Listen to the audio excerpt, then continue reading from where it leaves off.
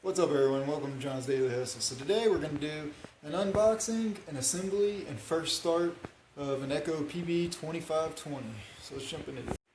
So I did end up buying the handheld PB-2520 to replace my old Pollen Pro, because as you guys know that was a cheap one, and it's not made for using commercial use like what we use it for. It was a great blower, short term, but long term it didn't hold up.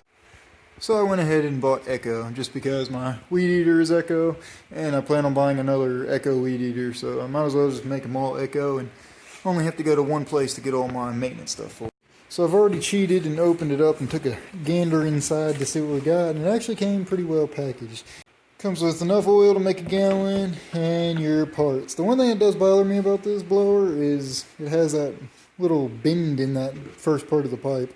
And it also has that deal in there too, I didn't realize, but I'm sure there's for a reason for it that's beyond my pay grade and understanding, but I feel like it needs to be a straight to give the best blow. I feel like that bend's gonna make it, but maybe it does some kind of vortex thing, I don't know, who knows, but Echo I'm sure knows what they're doing. We're gonna take the instruction books out because, well, who needs instructions? So we're just going to take these parts out, set them on the ground, and get down to the good stuff. Take that out. There we go. There she is. It's actually pretty nice. Has a good bit of weight to it, but I do believe it is going to be lighter. As I slam it on the ground, I do believe it's lighter than our Pollen. So of course it comes with your pollution rating and all that EPA stuff, and then it also has the tag on it for its warranty, which I actually really like Echo warranty, but I don't know, Stihl or Husqvarna warranties or anything like that. I will say the fuel tank on my Pollen Pro does look to be quite a bit bigger, but it could be just an illusion because that could be deeper as opposed to taller, and this one could be a lot more fuel efficient, but we'll see over time when it's first use, whenever we get to use it for the first time. So let's assemble this. It's pretty simple and easy. One thing I do want to point out is the two little notches there you see does not go into the other end of the tube. That is the two notches that actually goes in to the end of your weed eater, right here where the tab is. Those are actually the two little tabs that go down into the leaf blower. It goes down into right here. Now when you're installing it, you should hear a nice little click when you put it in, like that. And to check to make sure that you have it in the right spot and right way, you can do a little pull test. If there's more than, say, an 1/8 inch of play there, then you have it in wrong. And the fix for that, you'll know you have it all right together when there's no little play there, or there's little play there, no play at all. And you look at the leaf blower and it's actually curved to the right, not down. If it's curved down, it's been installed wrong somewhere, or right there. Easy fix, simple to do. Alright, so we're getting ready to start this bad boy up. I just filled it up. Now one thing I do want to note that I do like is the fuel tank. Not only is it easy to see the fuel in there, but it's actually easy to fill all the way up. As you guys can see, it's up here, so when you fill it up, it just leaves that little gap there for it to breathe. As opposed to this style tank, you guys know you have to tilt it like this to get it to fill all the way up, otherwise it leaves a pretty big gap in there and it's not quite a full tank. It's maybe, 2/3 to 3/4 of the way full instead of all the way full.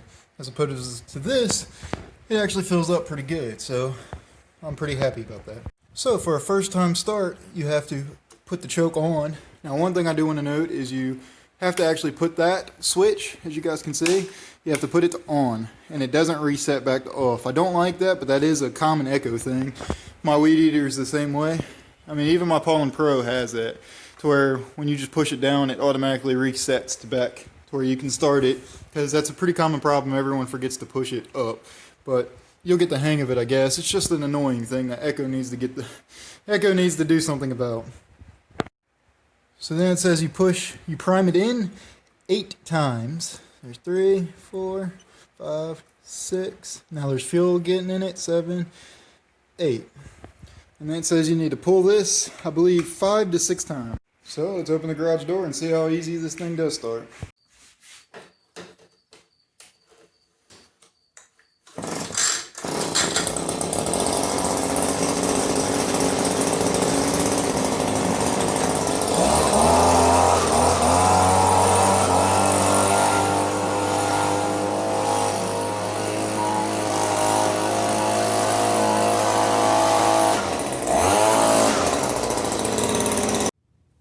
as you guys just saw right there, it actually fired right up on the second pull. Now I did start blowing my driveway off there before you let it warm up. It does say let it warm up for about 3 minutes before use, which is a common Echo thing, I believe, because my Echo string trimmer, it also needs time to warm up before you really start to get on it. Maybe could use a little bit of an adjusting, but other than that, it works great after it's warmed up.